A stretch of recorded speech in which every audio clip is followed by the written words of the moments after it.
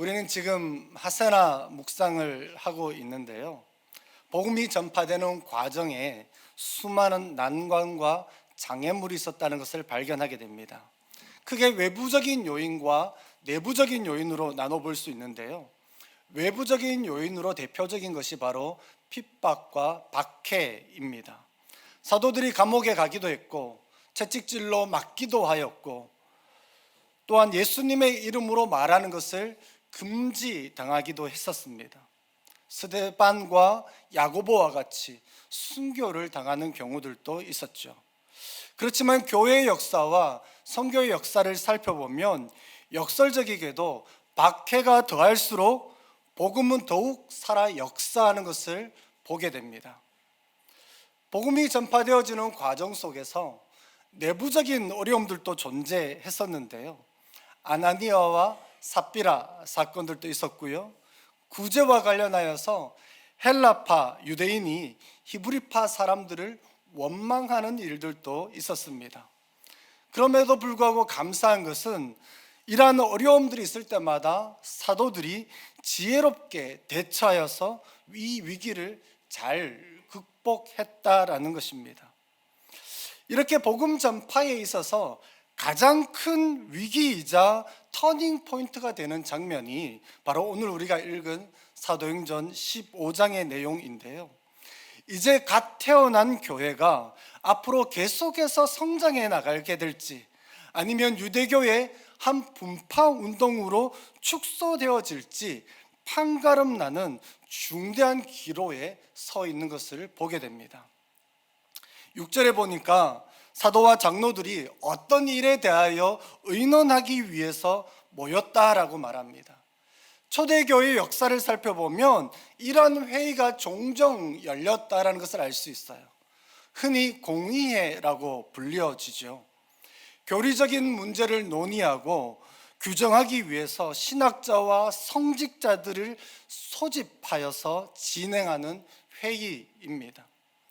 당시 교회는 이제 갓 태어나서 유아기 단계였고 각종 이단들이 위협을 하고 있었으며 비성경적인 사상들이 난무하고 있었기 때문에 교회에 일치된 의견이 필요할 때마다 이렇게 공의회로 모였었습니다.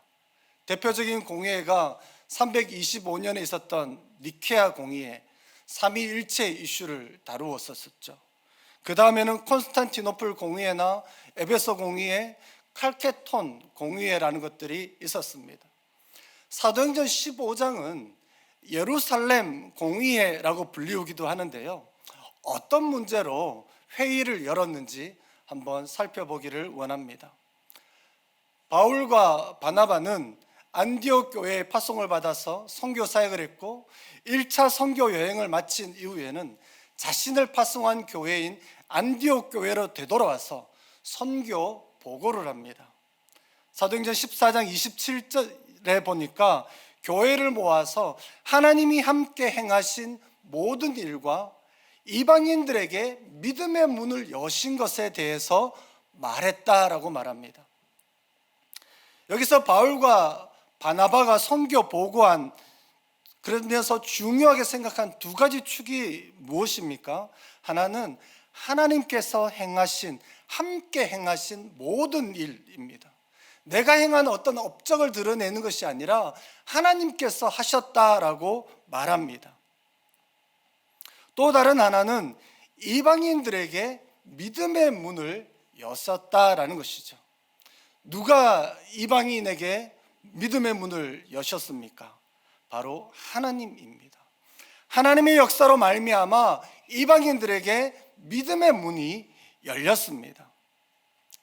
그러나 아이러니하게도 15장에서 발생한 이 다툼과 갈등의 원인은 이방인 선교의 성공 때문에 발생한 것입니다. 오순절 성령 강림 이후에 복음은 예루살렘에서부터 시작해서 온 유대와 사마리아와 땅끝까지 전파되기 시작했죠. 그런데 처음에는 온 유대 지역에서만 이 복음이 전파되어졌습니다. 복음이 거의 전적으로 유대인 사회 안에서만 전파된 것이죠. 예수를 믿게 된 유대인들은요, 모세의 글과 선지자의 글들, 그리고 시편에 기록된 하나님의 말씀을 가지고 있었고, 예수님이 바로 성경에서 기록하고 있는 메시아이심을 깨닫게 됩니다. 복음이 이스라엘과 유대교라는 독특한 배경 속에서 태어났기 때문에 자연스럽게 유대인 사회에서 먼저 이 복음이 전파된 것입니다. 유대인들 중에서 예수를 메시아로 믿은 사람은 이 믿은 이후에도 일상적인 생활에서는 크게 달라진 것이 없는 것처럼 보입니다. 베드로와 요한은 기도하기 위해서 어디로 갑니까? 성전으로 갔죠. 그리스도인들이 성전에서 모이기를 힘쓰기도 했었습니다. 당시 유대 사회의 종교적인 관습들과도 조화를 이루면서 살아갔습니다. 유대의 전통과 관습들 그리고 절기들을 계속해서 지키며 살아갔었죠. 그렇지만 그들 가운데 한 가지 중요하게 변화된 것이 있었는데, 그것은 바로 예수님이 메시아라는 바로 그 믿음이었습니다. 8장 이후에도 보면요, 스데반의 순교 사건으로 흩어진 그리스도인들이 사마리아를 비롯해서 베니게와 구브로와 안디옥에까지 가서 복음을 전파했다라고 말합니다. 그런데 중요한 것은 11장 19절에 보니까 유대인에게만 말씀을 전했다라고 이야기를 해요. 바로 이때 정말 의미심장한 일들이 일어납니다. 그 중에 일부가 헬라인에게도 복음을 나누기 시작한 것입니다. 이 일로 인하여 다문화 그리스도인들로 구성된 안디옥 교회가 세워지고, 바울과 바나바는 바로 이방인 선교를 위하여 파송을 받게 되죠. 그리고 이 사역을 통해서 수많은 이방인들이 주께로 돌아왔다라고 이야기를 합니다. 바로 이때에 어떤 사람들이 유대로부터 내려와서 형제들을 가르치기 시작했습니다. 1절을 한번 읽어볼까요? 같이 한번 읽습니다. 시작. 어떤 사람들이 유대로부터 내려와서 할례를 받지 아니하면 능히 구원을 받지 못하리라 하니, 여기서 어떤 사람은 누구입니까? 5절에 보니까 바리새파 중에 어떤 믿는 사람들이 일어나 라고 말하는 것으로 봐서 바리새파 사람들 중에서 예수를 구주로 믿게 된 사람들입니다. 이들은 그 누구보다 율법에 정통한 사람들이었고요, 바리새파 중에 믿는 사람들이라면 교회 안에서도 그 영향력이 상당했을 것입니다. 사도행전 21장 20절에 보면 유대인 중에서 믿는 자 수만 명이 있었다고 말해요. 율법에 다 열성을 가진 자들이라고 표현을 하고 있습니다. 이들 모두가 다 같은 주장을 하지는 않았겠지만, 이들의 주장은 많은 사람들에게 빠르게 그리고 아주 광범위하게 영향력을 미쳤을 것입니다. 이들이 주장하는 주장의 내용이 무엇입니까? 너희가 모세의 법대로 할례를 받지 아니하면 능히 구원을 받지 못하리라는 것이에요. 여기서 구원을 받는 전제 조건으로 제시하는 게 뭡니까? 모세의 법대로 할례를 받는 것입니다. 할례가 의미하는 바가 무엇이죠? 당시에는 이방인이 완전한 개종자가 되어서 유대인 공동체의 일원이 되기 위해서는요, 크게 4가지가 필요했습니다. 첫 번째는 세례를 받는 것이었고요, 개종자의 세례입니다. 둘째는 제사를 드리는 것이고, 셋째는 모세 율법을 준수하는 것이고, 바로 넷째는 할례를 받는 것이었습니다. 사도행전에 보면 이 대표적인 사람 중에 하나가 8장에 나오는 에티오피아 사람, 즉 에티오피아 여왕 간다게의 모든 국고를 관리하는 내시입니다. 이 사람은 이방인이었지만 율법을 따라 예비하기 위해서 예루살렘에 온 이방인이었죠. 이처럼 당시 유대인들은 이방인들이 그들의 신앙에 들어오는 것을 환영했고 그 절차가 잘 정착되어져 있었습니다. 따라서 이제 유대 교회의 한 분파로 시작되었던 기독교 운동 안에서도 이방인이 예수님을 믿고 구원을 받으려면 이 할례를 받아야 된다라고 주장한 것입니다. 모세의 법대로 할례를 받는다는 것은 이방인들로 하여금 자신의 민족적 그리고 문화적인 정체성을 버리고 먼저 유대인이 되어야 한다는 것입니다. 여기서 분명히 해야 될 것은 이들이 이방인 선교 자체를 반대한 것은 아니라는 것이죠. 이 일로 인하여 2절을 보니까 바울과 바나바와 그들 사이에서 적지 아니한 다툼과 변론이 일어났다라고 이야기합니다. 이 문제에 대해 이제 예루살렘에 있는 사도들과 장로들에게 가지고 가서 논의하기로 결정합니다. 대표로 바리새파 사람 출신 그리스도인 몇 명과 바울 및 바나바를 예루살렘으로 보내게 되죠. 예루살렘에 도착한 이들은 이제 교회와 사도회 또 장로들의 영접을 받습니다. 이 자리에서 바울과 바나바는 하나님이 자기들과 함께 계셔서 행한 모든 일들에 대해서 보고하기 시작했습니다. 바로 그런데 이때에 바리새파 사람들 중에 믿는 자들이 이렇게 다시 한번 주장을 하는 것입니다. 이방인에게 할례를 행하고 모세 율법을 지키라 명하는 것이 마땅하다라고 말하는 거예요. 이것은 안디옥에서 주장한 것보다 한 걸음 더 나아간 것입니다. 안디옥에서는 구원을 받기 위해서는 믿는 것뿐만 아니라 할례를 받아야 된다고 말했었는데요, 이 예루살렘에 와서는 할례에다가 율법을 준수하는 것을 추가해야 해서 지켜야 구원을 받을 수 있다고 말하는 거예요. 이들의 주장대로라면 이방인 신자들은 예수님의 이름으로 세례를 받는 것뿐만 아니라 유대교로 개종한 사람들처럼 할례와 율법 준수의 의무에도 복종해야 한다는 것이죠. 어떻게 보면 이것은 교리적인 문제로 보여질 수도 있지만 실상은 문화적인 충돌에 더 가깝습니다. 만일 새롭게 예수님을 영접하고 믿게 된 이방인들에게 당신들이 하나님의 가족이 되기 위해서는 유대인의 관습과 문화를 받아들여야 한다고 말한다면 그들은 믿음으로 말미암은 구원에 대해 큰 오해를 하게 될 것입니다.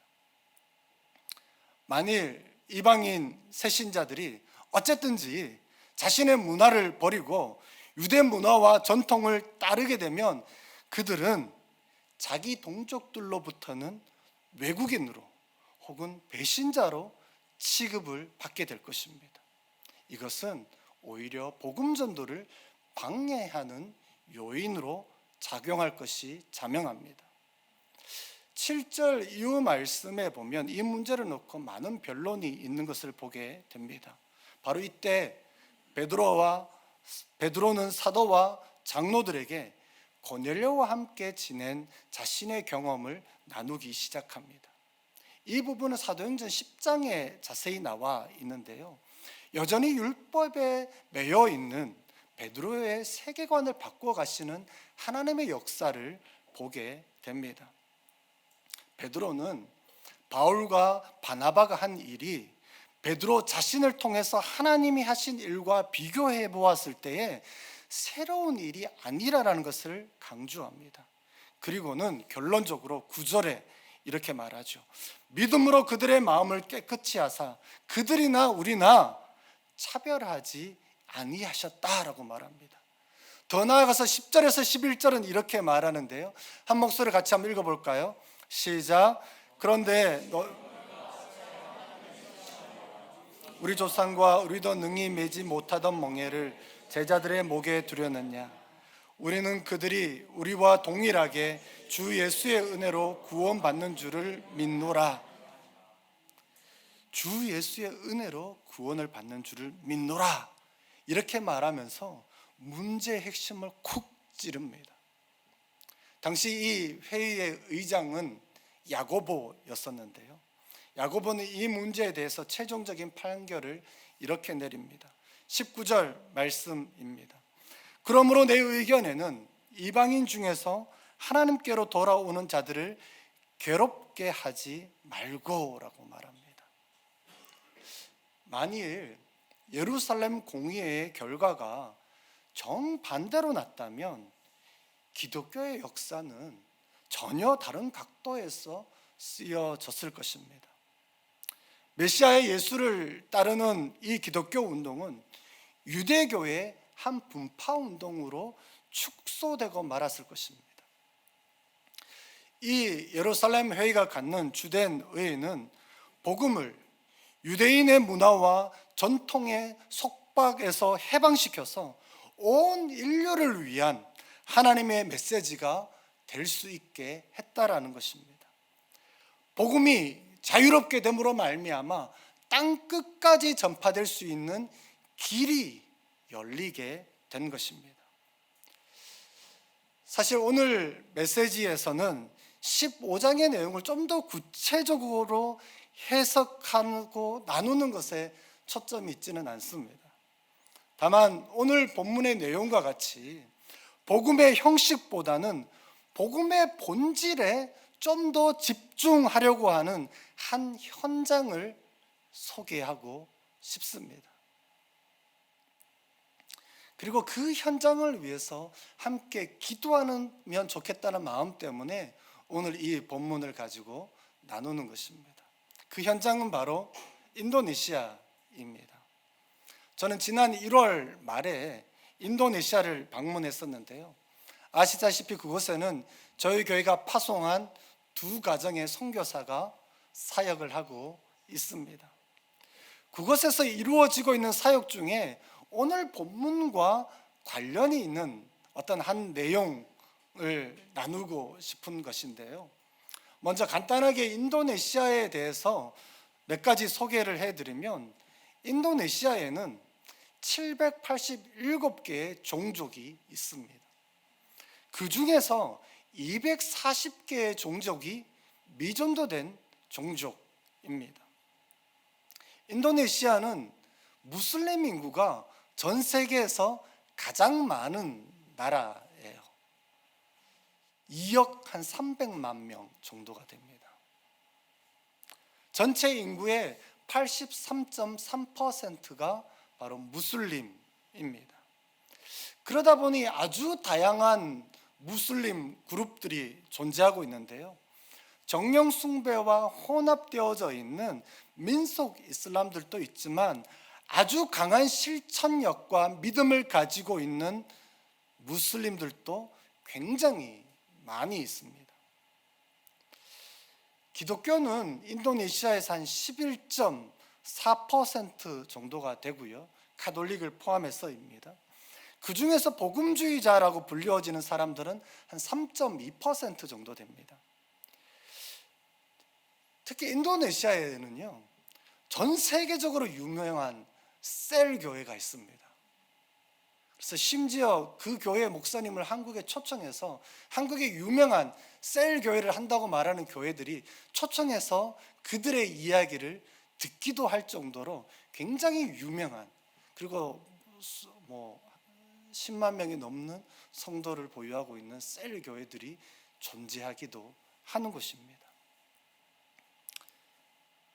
또한 이 인도네시아에는 6개의 종교가 공식적으로 인정되어지는데요.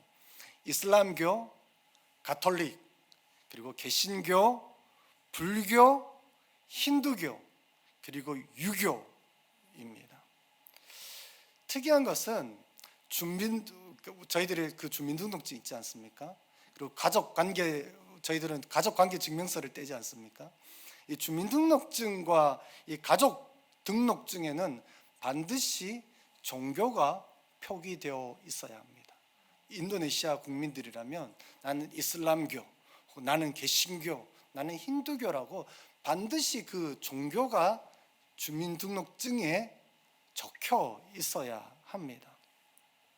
그래서 보통 부모가 이슬람교라면 당연히 자식들의 주민등록증에는 이슬람교, 그리고 가족등록증에도 우리 집안은 이슬람교라고 되어져 있겠죠. 만약에 부모가 기독교인이라면 그 자녀들에게도 기독교, 우리 집안이 기독교다, 이렇게 기재되게 되는 것이죠. 이러한 배경에 있는 국가에서 우리 교회가 파송한 두 가정의 선교사가 사역을 하고 있는데요, 그곳에서 이루어지는 핵심적인 사역들 중에 하나가 바로 비접촉 미전도 종족들에게 복음을 전파하고 교회를 개척하는 운동이 일어나게 하는 것입니다. 여기서 강조되는 첫 번째 것이 무엇인가 하면 비접촉 미전도 종족입니다. 미전도 종족이라는 용어는 여러분이 아마 들어보셨을 것입니다. 타 문화권의 도움 없이 자신의 종족 스스로 복음을 전할 수 있는 그리스도인의 공동체가 없는 종족을 미전도 종족이라고 말해요. 선교 전략적인 측면에서는 기독교인의 비율이 2% 미만일 때에 미전도 종족이라고 말합니다. 이 미전도 종족들 중에서도 비접촉, 접촉조차 못한 미전도 종족들이 있는데요, 복음을 한 번도 들어보지 못하거나 선교사가 전혀 없는 종족을 비접촉 미전도 종족이라고 말합니다. 왜 이런 통계와 선교 전략에 대해서 말씀드리냐면, 우리가 파송한 선교사들이 바로 이러한 사역 환경에서 일을 하고 있기 때문입니다. 이렇게 비접촉 미전도 종족에게 복음을 전하기 위해서는 먼저 선교사가 직접 혹은 현지인 동역자와 함께 협력해서 리서치를 하게 되죠. 그 지역에 있는 비접촉 미전도 종족을 찾아내는 것입니다.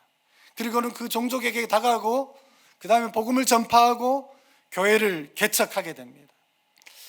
여기서 교회를 개척한다라고 말할 때는요, 교회 건물을 이야기하는 것이 아닙니다.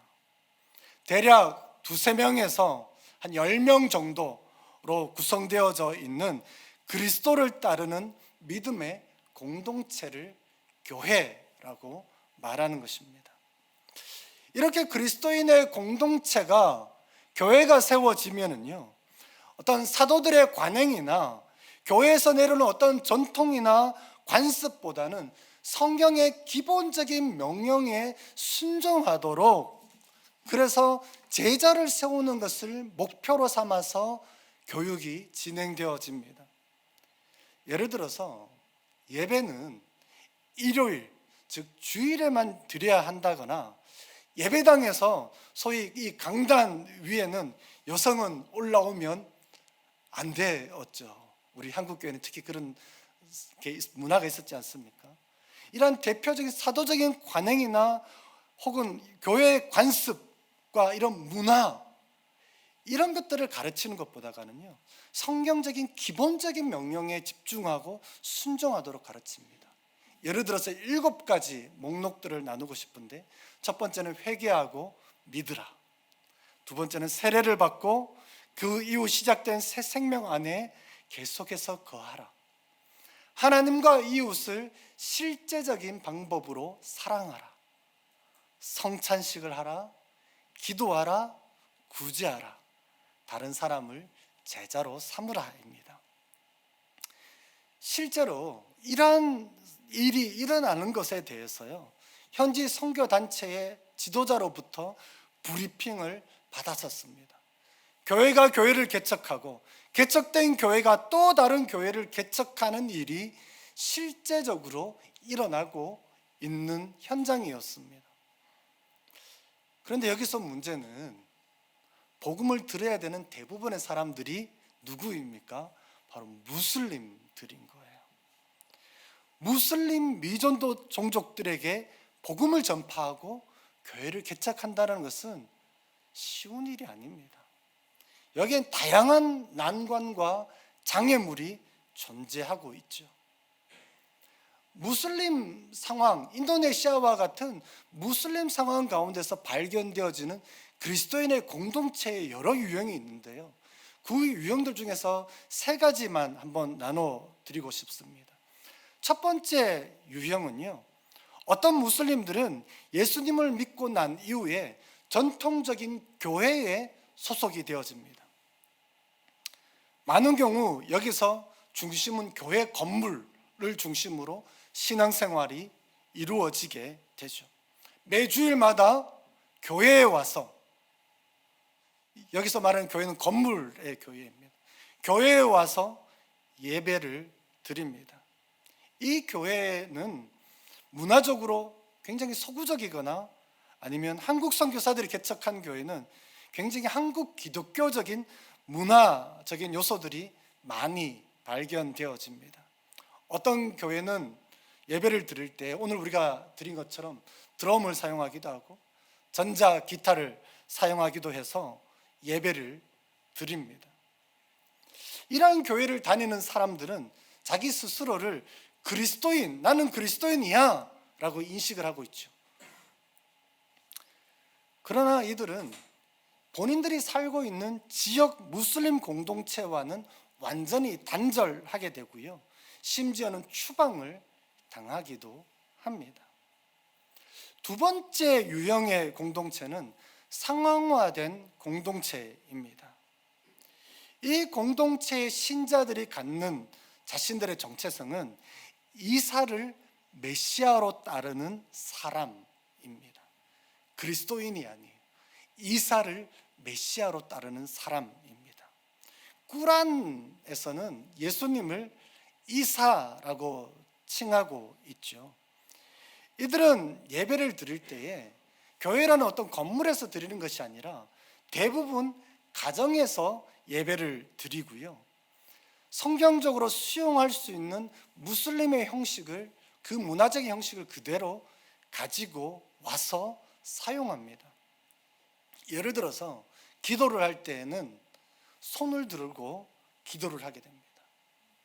그리고 라마단 금식을 지키고요, 이슬람에서 부정하게 여기는 돼지고기나 술을 먹지 않습니다. 외국적인 형식은 피합니다.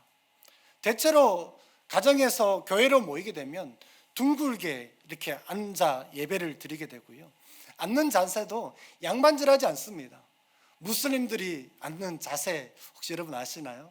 그렇게 약간 비스듬하게, 그 형식은 예수님께서 성만찬을 할 때 제자들과 비스듬히 있는 그 모습과 유사한 형태입니다. 예배는 주일에 드리지 않습니다. 그럼 언제 드릴까요? 무슨 요일에 예배를 드릴까요? 금요일에 예배를 드립니다. 모스크에서 무슬림들이 금요일마다 예배를 드리기 때문에 그렇죠. 마지막 세 번째, 인도네시아의 무슬림 공동체 가운데서 발견되어지는 한 유형은요, 무슬림 공동체에 그대로 남아있는 형태입니다.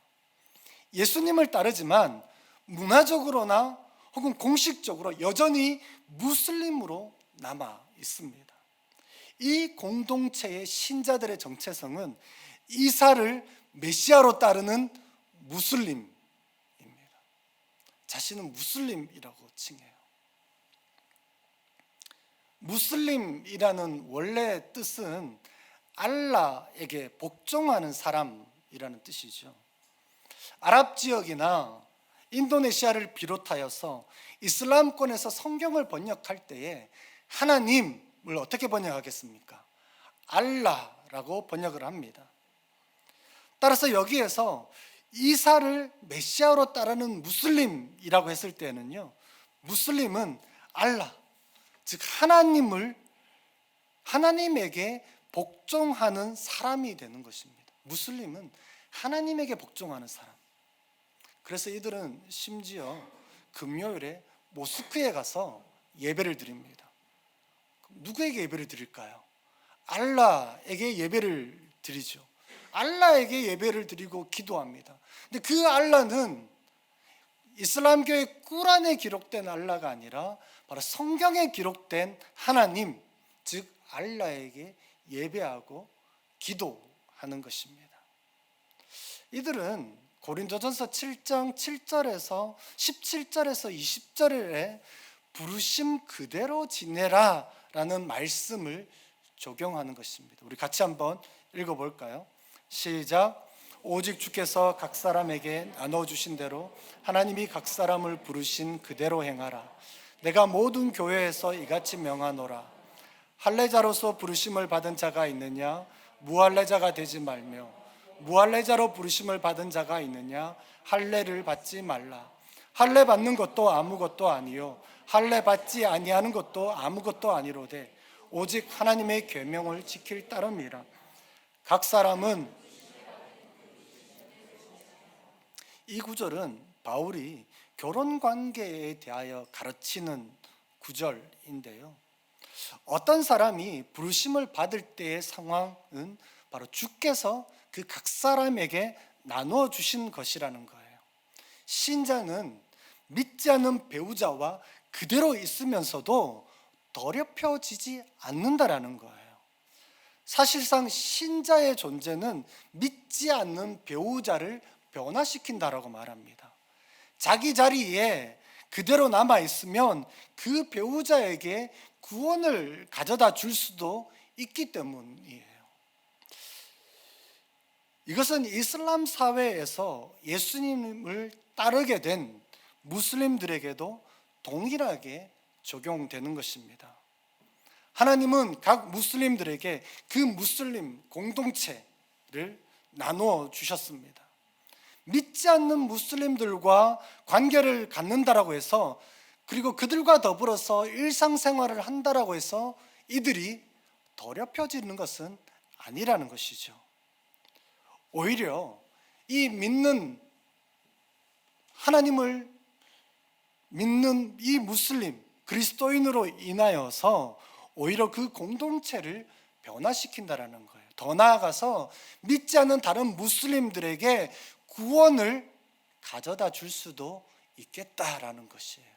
바로 그 무슬림 공동체에 그대로 남아 있음으로써 말이죠.